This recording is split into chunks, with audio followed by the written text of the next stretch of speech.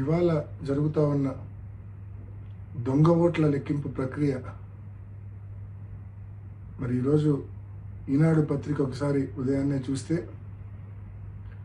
వారు రాసిన titles sub titles ఒకసారి చూస్తే ఉత్కంఠకు పడనున్న తెర అంట, నువ్వా నేనా అంట. లోకేష్ గారి స్టేట్మెంట్, ప్రజాస్వామ్యం నిలబడింది అంట. ఎవరిని నమ్మించడానికి ఈ మాదిరి రాతలు రాస్తా ఉన్నారు? అసలు ఓటింగ్ జరిగింటే కదా అక్కడ మీరు ఈ మాదిరి రాతలు రాయాల్సింది.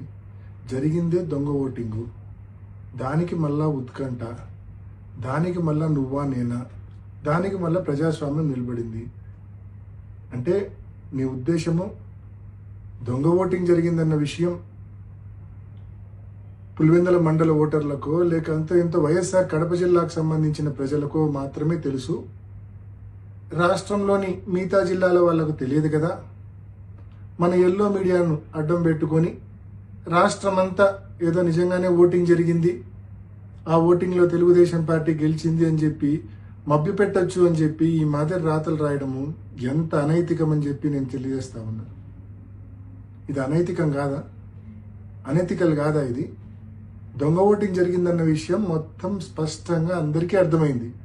అయినప్పటికీ మీరు ఈ మాదిరి రాతలు రాస్తా ఉన్నారంటే మీ న్యూస్ పేపరు, మీ ఛానల్ ఎంత అనైతికలో ఒకసారి గమనించుకోవాల్సిందిగా, ఇంట్రాస్పెక్ట్ చేసుకోవాల్సిందిగా నేను మనవి చేస్తా ఉన్నా. నిజమైన పోటీ జరిగి ఒక 5 ఓట్లతో తెలుగుదేశం పార్టీ గెలిచినా కూడా వారికి ఎనలేని తృప్తి, సంతోషం ఉండేది, మాకు ఎనలేని బాధ ఉండేది నిజమైన పోటీ జరిగింటే. కానీ ఈ మాదిరి పోలీసుల సంపూర్ణ సహాయ సహకారాలతో వేలాది మంది తెలుగుదేశం పార్టీ కార్యకర్తలను ఈ 15 బూతుల దగ్గర పెట్టి, బూతులు ఎదురుగానే వాళ్ళని పెట్టి, మా పోలింగ్ ఏజెంట్లు లోపలికి పోకుండా అడ్డుకొని ఏజెంట్ ఫారాలు చించి, నిజమైన ఓటర్లు లోపలికి పోకుండా వాళ్ళ దగ్గర బలవంతంగా ఓటర్ స్లిప్పులు లాక్కొని లోపలికి వెళ్ళి దొంగ ఓట్లు వేసి, మరి ఈ మాదిరి జరిగిన దాన్ని ఎలక్షన్ అంటారా? దీన్ని ఎలక్షన్ అంటారా లేకుంటే ఇంకేమైనా అంటారా? మీరు గెలిచినామని చెప్పి మీరు అనుకోవాల్సిందే తప్ప ప్రజలు అనుకునే పరిస్థితే లేదు. ఎందుకంటే పాపం ప్రజలు ఓట్లు వేసింటే కదా మీరు గెలిచినామని కేవలం మీరు అనుకోవాల్సిందే. మీ దొంగ ఓటర్లు కూడా కనీసం మీరు గెలిచినారనుకోరు, ఎందుకంటే వాళ్ళతోనే మీరు దొంగ ఓట్లు వేయించారు కాబట్టి.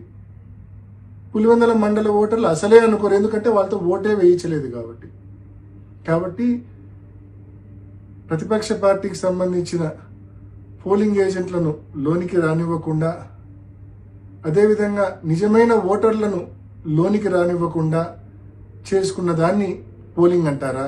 ఓటింగ్ అంటారా? దీన్ని ఎలక్షన్ అంటారా? సో దీన్ని ఎలక్షన్ అంటారా లేదా అనే విషయాన్ని నేను మీ విజ్ఞతకే వదిలేస్తా ఉన్నా. నిజంగా ఇది అనైతికమైన ఎలక్షను. నిజంగా ఇది ఒక ఫార్స్, అబ్సల్యూట్ ఫార్స్ ఇది ఈ ఎలక్షన్ అనేది. సో నేను వైసీపీ కార్యకర్తలందరినీ నేను మనవి చేస్తా ఉన్నా, ఎవ్వరూ నిరుత్సాహపడాల్సిన అవసరం లేదు, ఎవ్వరూ బాధపడాల్సిన అవసరం లేదు. వీరికి గుణపాఠం చెప్పే టైం మనకు కూడా వస్తుంది. కానీ ఆ రోజు మనం ఈ మాదిరి దొంగ ఓట్లతో కాదు, మనం ఎప్పుడూ చేసే మాదిరి నిజమైన ఓటింగ్తోనే నిజమైన ఓటర్తో ఓటు వేయించి వీళ్ళకు గుణపాఠం చెప్దాము. తప్పకుండా ఆ రోజులు దగ్గరలోనే ఉన్నాయి. ఎవ్వరు నిరుత్సాహపడద్దండి, ఎవ్వరూ బాధపడద్దండి.